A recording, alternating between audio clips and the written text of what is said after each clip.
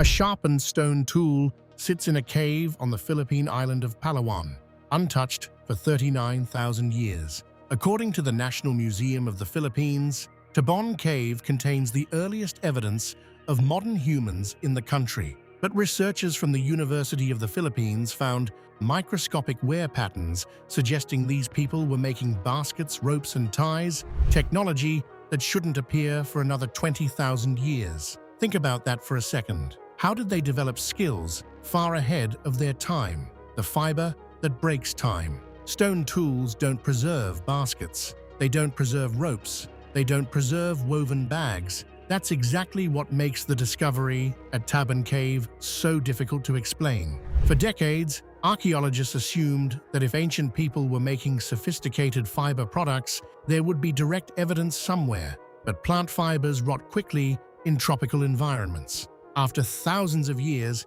they disappear completely. The technology vanishes with them. Then a team of researchers, led by archaeologist Marjolaine D. Joffler, examined stone tools excavated from Tabon Cave in Palawan, using microscopic analysis techniques capable of detecting traces invisible to the naked eye. What they found changed the conversation entirely. On June 30th, 2023, a study in PLOS-1 shook up what we know about ancient history.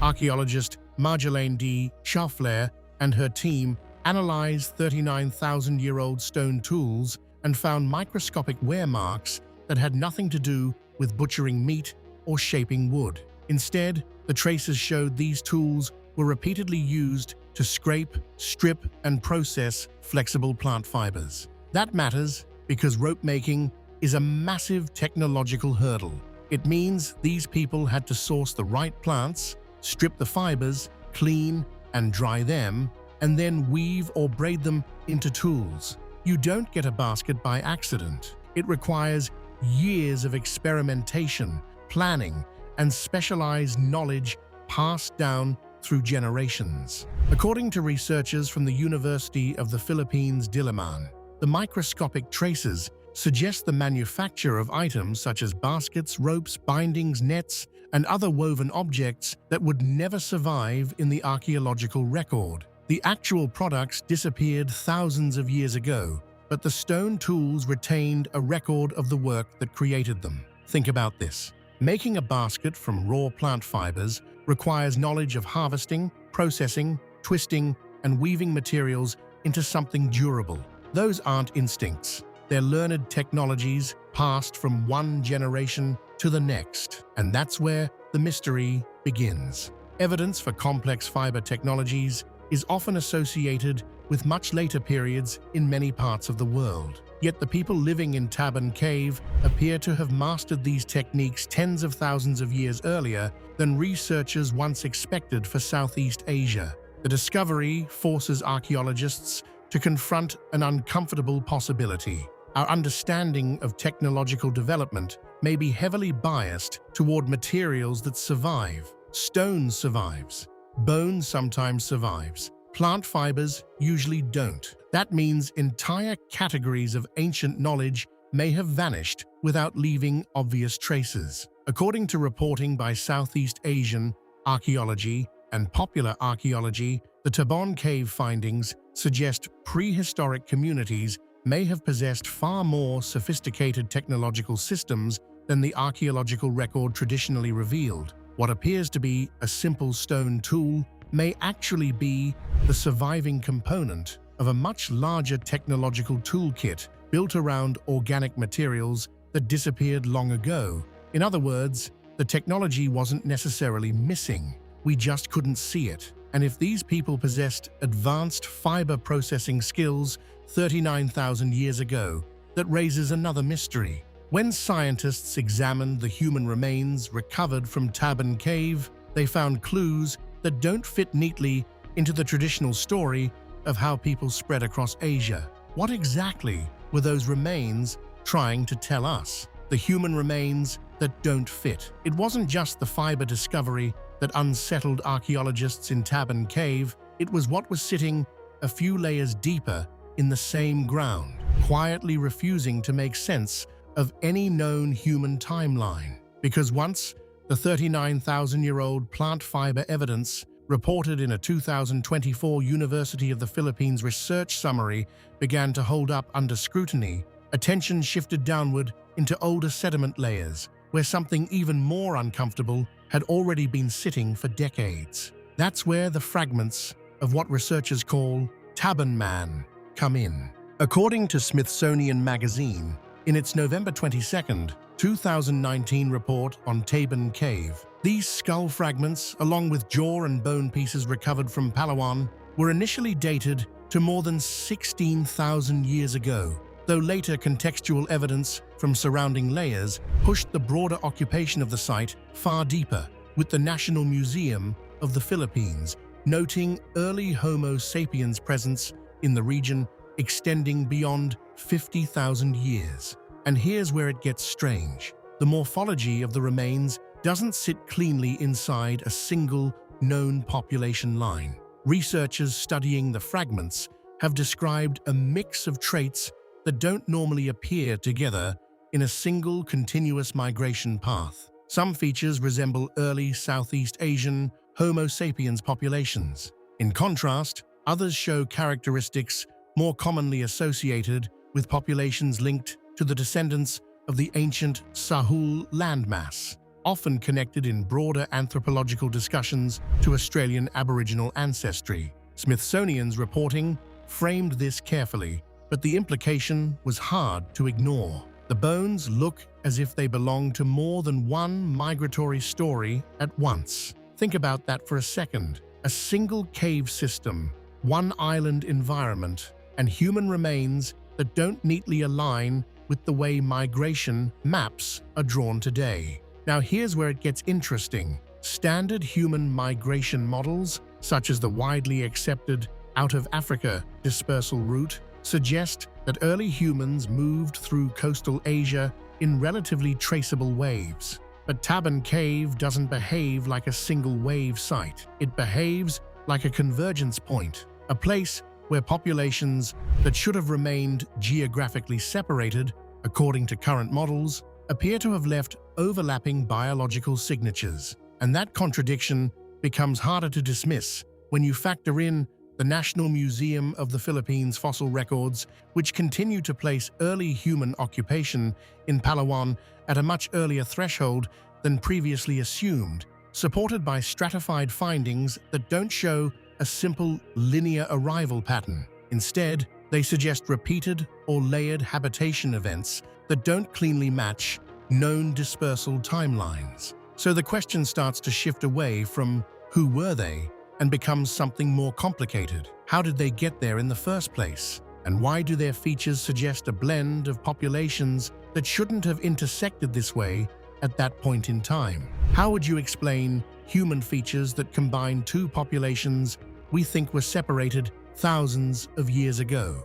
Because if both the fiber technology layer and the skeletal record are pointing to complexity we didn't expect, then Tabon Cave stops looking like just an archaeological site. It starts looking like a long-term meeting point for something we haven't fully mapped yet. And that raises a deeper problem. If the people don't fit our migration maps and the technology is 20,000 years too advanced, what about how long they stayed there? The National Museum says something else impossible about Tabon Cave's occupation record. What did they find? 30,000 years of continuous occupation. The ground under Tabon Cave wasn't done surprising anyone yet, because the deeper archaeologists went, the more it looked like people didn't just pass through here, they kept coming back again and again for tens of thousands of years. And that's where the timeline starts to break expectations completely. According to a September 30th, 2020 feature by National Geographic, based on field interviews with lead archaeologists from the National Museum of the Philippines, including Dr. Felix Mijares, Tabon Cave contains around 17 distinct occupation layers, not scattered visits, not isolated camping events, actual repeated human presence stacked across roughly 30,000 years of activity. Each layer sits on top of another, like someone kept reopening the same story over and over again. Think about that for a second. 30,000 years is longer than the entire recorded history of agriculture, cities, and writing combined. And yet here, in Palawan, humans were repeatedly returning to the same cave system, maintaining a presence that doesn't look random at all. Now here's where it gets interesting. Britannica's archaeological overview of Tabon Cave describes it as one of the most important Paleolithic sites in Southeast Asia precisely because of this stratified continuity. Most early human sites in the region show what archaeologists expect from hunter-gatherer groups: short-term use, abandonment, return centuries later, then long gaps of silence. But Tabon Cave doesn't follow that pattern. It behaves more like a continuous thread. Layer after layer, tools, food remains, and cultural deposits suggest people weren't just surviving there temporarily. They were building something stable across generations. And according to the National Cultural Commission of the Philippines' prehistory records, the site shows signs of repeated cultural consistency that doesn't match the typical mobility pattern of Paleolithic hunter-gatherers in Southeast Asia. Here's the thing about hunter-gatherers. They move constantly. Resources shift, climates change, animals migrate. Most known Paleolithic communities leave sites within seasons or years, not millennia. So when a single location shows uninterrupted, structured occupation across 30,000 years, archaeologists don't just call it unusual, they call it a contradiction. And get this, even within those 17 layers, there's evidence of continuity in how tools were made and how materials were processed. That suggests knowledge wasn't just being lost and relearned repeatedly. It was being passed down, refined, and maintained across generations that somehow kept returning to the same physical space. According to Dr. Eusebio Dizon, an archaeologist affiliated with the National Museum of the Philippines who has worked extensively on Palawan excavations, the pattern at Tabon Cave is rare enough in Southeast Asia that it forces researchers to consider whether the site functioned less like a temporary shelter and more like a long-term cultural anchor. But that raises a difficult question. How do mobile hunter-gatherer groups maintain continuity in one place for 30,000 years without breaking their survival pattern,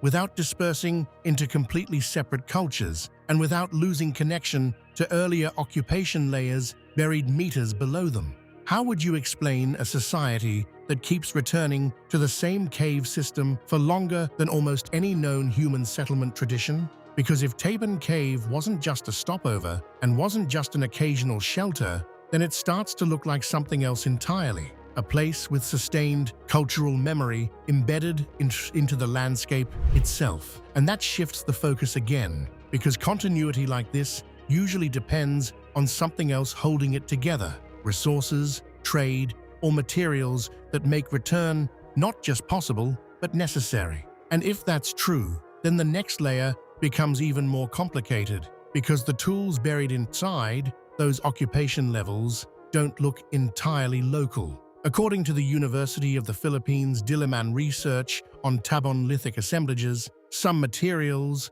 appear to originate from sources not immediately available in the surrounding geology. So the question shifts again. If they stayed here for 30,000 years and didn't move like typical hunter-gatherers, then where exactly were they getting their materials from? And what does that say about the networks connecting them to the outside world? Stone materials from 150 kilometers away. Before we go any further, there's something that needs to be corrected from the previous direction of this story. The idea of long-distance trade networks moving stone into Tabon Cave doesn't hold up under the actual published research, and it shouldn't have been framed that way. What is verified is something more precise, and honestly more interesting in a different way. Because when researchers from the University of the Philippines Diliman went back into the Tabon Cave material record, they weren't looking for trade. They were looking at wear patterns on stone tools that had already been sitting in collections for years. And what they found changed the conversation completely. According to a July 11, 2023 article published by UP Diliman, archaeologists analyzing lithic tools from Tabon Cave identified microscopic damage consistent with repeated contact with plant fibers. Not occasional use, not incidental contact, but sustained processing activity.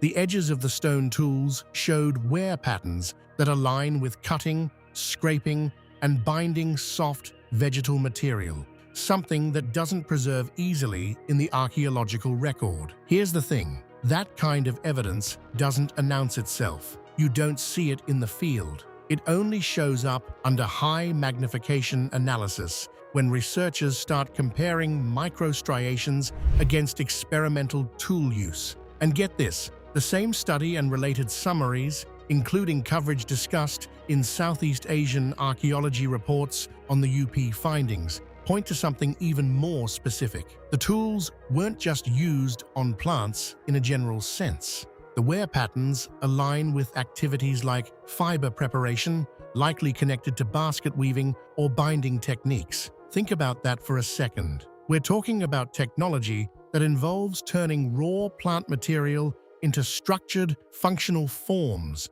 not hunting tools, not simple stone scraping, actual manufacturing processes that require planning, sequence, and repeated action. Now here's where it gets interesting. The UP Diliman research, along with interpretations echoed in popular archaeology's reporting on the same study, places this evidence at roughly 39,000 years old, aligning it with the deeper stratigraphy of Tabon Cave already documented in earlier PLOS1, dating of associated layers. That means this isn't a late development. It's sitting at the very base of what we know about human activity in the site. So you've got stone tools, but not just stone tools used for cutting meat or shaping wood. You've got stone tools carrying microscopic evidence of plant fiber processing, something that usually disappears completely in tropical environments. And this is where the contradiction starts to build, because traditional models of early Southeast Asian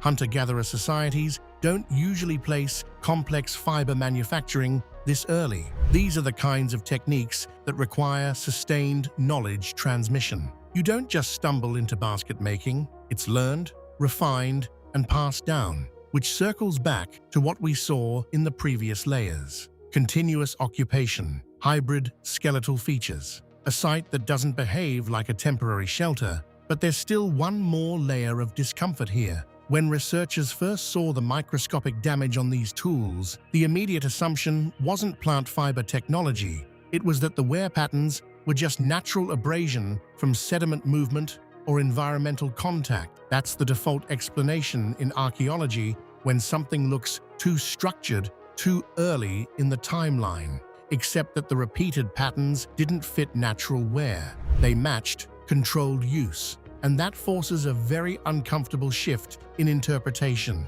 Because if these marks really are from structured plant fiber processing, then we're not just looking at survival behavior. We're looking at a technological tradition embedded deep inside a population that was already living in this cave system for tens of thousands of years. When researchers first had to reject the natural abrasion explanation, what they were really confronting was the possibility that this wasn't random usage at all, but something closer to early industrial behavior, long before we expect it to exist. So now, we've got 39,000-year-old fiber technology confirmed through microscopic analysis, a long-term occupation record stretching across thousands of generations, and human remains that don't fit clean migration models. And the National Museum of the Philippines describes Tabon Cave as unique in one more way, something that sets it apart from every other Paleolithic site in Southeast Asia. What makes it the only site like this in the entire region?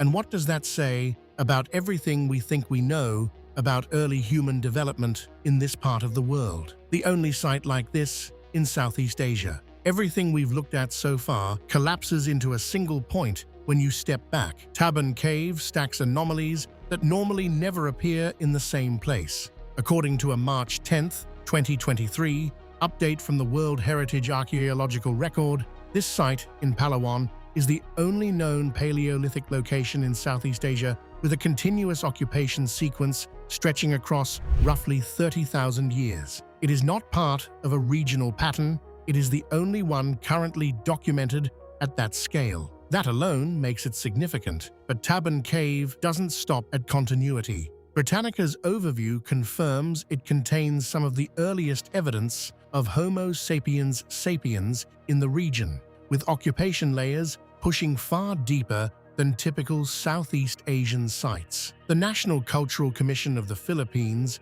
reinforces this, noting its importance in reconstructing early human presence across the archipelago. Then, you add the UP Diliman findings, the 39,000-year-old plant fiber technology evidence published through university research summaries and discussed in popular archaeology, showing microscopic wear on stone tools consistent with structured fiber processing. Furthermore, skeletal remains documented in Smithsonian reporting and National Museum records show morphological traits that don't align cleanly with a single migration line, suggesting overlapping population characteristics that challenge established dispersal models. You are dealing with three anomalies that don't normally overlap anywhere else in Southeast Asia: continuous occupation across 30,000 years, fiber-based technology at 39,000 years, and human remains that defy clean migration patterns. The World Heritage Assessment frames Tabon Cave